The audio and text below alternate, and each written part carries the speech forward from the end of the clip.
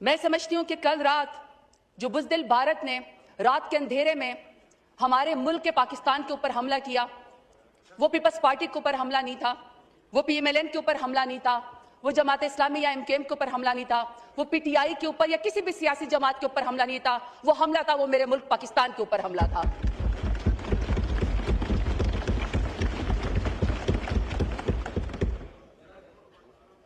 और मेरा मुल्क सलामत रहे, मेरे मुल्क का सब हिलाली परचम ऊंचा रहे, मेरा मुल्क सलामत रहे तो सियासत भी होगी, आपस में लड़ाइयां भी होगी, किसी बात पे इतफाक भी होगा।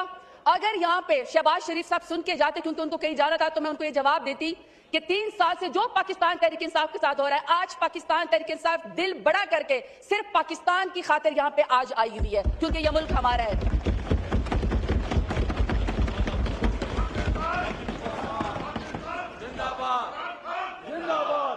आज हमारा कोई जाती एजेंडा नहीं है, आज हमारी कोई अना नहीं है, आज हम आपसे कोई सवाल नहीं करेंगे, आज हम सिर्फ और सिर्फ पाकिस्तान की बात करेंगे।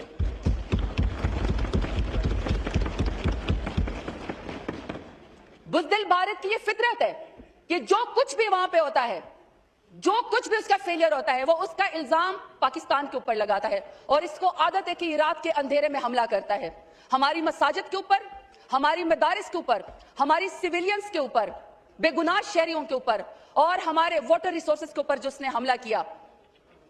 ये दुनिया को हमें बताना पड़ेगा। और स्पीकर साहब, जवाबी कार्रवाई का पाकिस्तान हक रखता है, और जो कल एयर डिफेंस में एयर स्ट्राइक पाकिस्तान की तरफ से हुई, हम उसको शाबाशी भी देते हैं और उसके ऊपर हम फख्र भी करते हैं।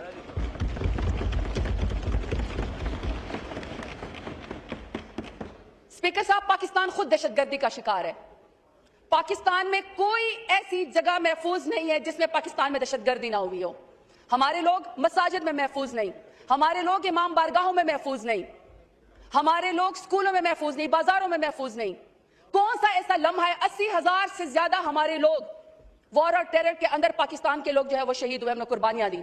उसके बाद जब भी इंडिया एडवेंचर करता है, जब भी मोदी की वो RSS की हिंदुत्व जो उसके जहन के ऊपर सवार होती है, वो हर वाकये का जिम्मेदार पाकिस्तान को ठहरा देता है।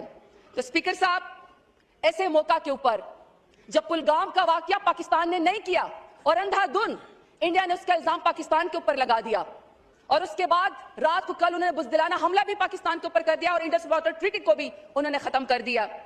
ऐसे में स्पीकर साहब, अगर यहाँ पे शहबाज शरीफ साहब होते तो मैं उनको जरूर मशवरा देती।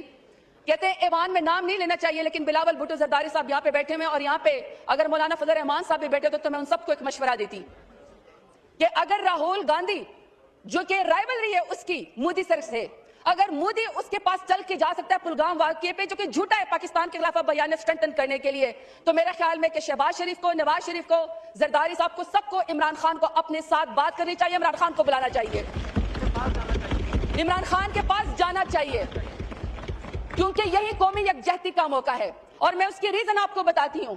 एक एक्स प्राइम मिनिस्टर और पाकिस्तान का सबसे बड़ा स्टेक होल्डर, और वोट उसने लिया है। तो मेरा ख्याल में जब हमने अपनी अनाज छोड़ी है, जब हमने अपनी जिद छोड़ी है, तो मेरा ख्याल है कि आप लोग भी अपनी अनार रहने दें, आप लोग भी अपनी जिद छोड़ दें। पाकिस्तान की खातिर आप तमाम पॉलिटिकल पार्टीज के APC बुलाएं, और इमरान खान के बगैर APC ना हो, आप इमरान खान को भी प्लीज बुलाएं, अपना दिल बड़ा करें।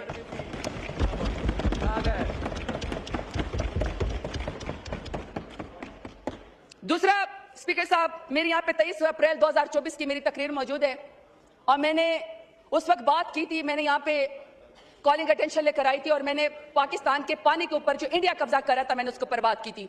उस वक्त मेरी बात को लॉ मिनिस्टर साहब ने डिनाई किया था, लेकिन चूंकि अब इंडिया पाकिस्तान के खिलाफ टेररिज्म कर चुका है, मेरे स्पीकर साहब ख्वाहिश ये है कि बजाय इसके कि हम यहाँ पे बहुत सारी जज्बाती तकरीरें करें, उससे बेहतर है कि कोई लायामल दे। और मेरी ख्वाहिश ये भी थी कि वज़ीर आज़म साहब यहाँ पे क्लियर एंड कट मैसेज देते, हमें बताते कि आगे का अगला हमारा लायामल क्या है। मैं समझती हूँ कि पहला पॉइंट हमारा इस वक्त यह होना चाहिए कि हमें अपने डिप्लोमेटिक जितने भी फोरम हैं, इस वक्त मेरे ख्याल में यहाँ पे फॉरेन मिनिस्टर साहब और डिप्टी प्राइम मिनिस्टर साहब बैठे हुए हैं, हमें वर्ल्ड बैंक को इन्वॉल्व करना चाहिए, क्योंकि इंडस वाटर ट्रीटी का जो है वो जो उस वक्त ये पास हुआ था, उसकी जो गारंटी थी वो वर्ल्ड बैंक ने दी है। हमें वर्ल्ड बैंक से जाके बात करनी चाहिए कि आपने ये इंश्योरिटी कराई थी, आपने ये गारंटी दी थी, पाकिस्तान ने अपने हिस्से का पास रखा लेकिन इंडिया ने उसको तोड़ा, तो हमें जो है इसको उसको वो करना चाहिए, अपने साथ इन्वॉल्व। दूसरा,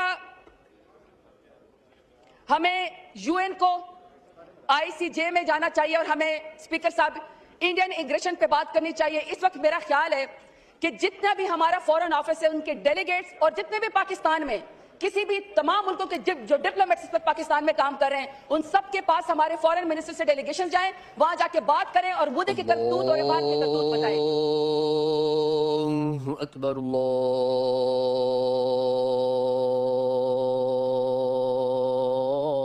अल्लाहु अकबर। जी ज़रताज को साहब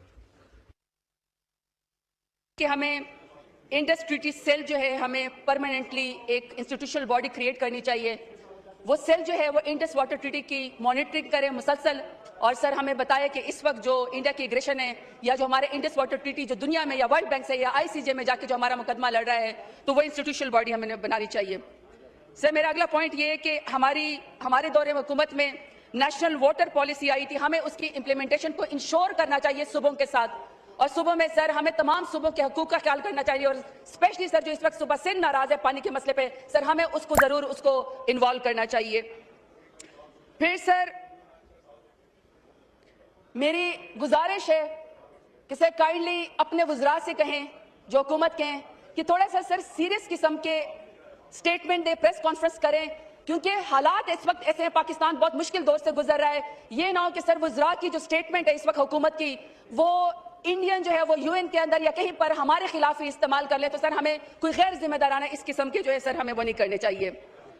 दूसरा सर, हम बिल्कुल सर अपनी तमाम आर्म फोर्सेस के साथ खड़े हैं और सर जिस तरह कल हमारे एयर डिफेंस ने जिस तरीके से हमारी डिफेंस को सर अश्योर कराया, हमें उसके ऊपर फख्र है। लेकिन सर ये पहला दिन है सर, ये जो जंग होती है ये बड़ी इसके सर बहुत इफेक्ट होते हैं और ये प्रोलॉन्ग हो सकती है।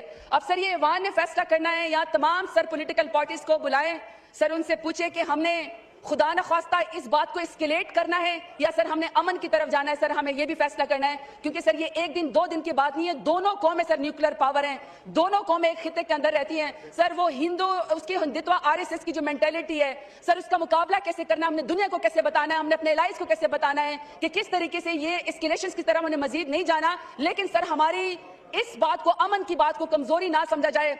सर उसमें मैं सिर्फ एक बात पढ़ के सुनाती हूँ जो मेरे लीडर इमरान खान ने यूनाइटेड नेशंस में बात की थी। मेरी सर ख्वाहिश है किसी तरीके से हमारे प्राइम मिनिस्टर साहब भी आके में क्लियर बात करते हैं। सर खान साहब ने कहा था, either you surrender or you fight for your freedom till death, and my belief is ला इलाहा इल्लल्लाह, there is no God but one and we will fight.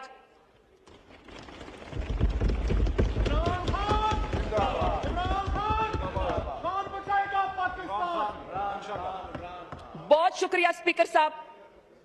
Pakistan जिंदाबाद, पाकिस्तान जिंदाबाद, पाकिस्तान जिंदाबाद, इमरान खान जिंदाबाद। अल्हम्दुलिल्लाह।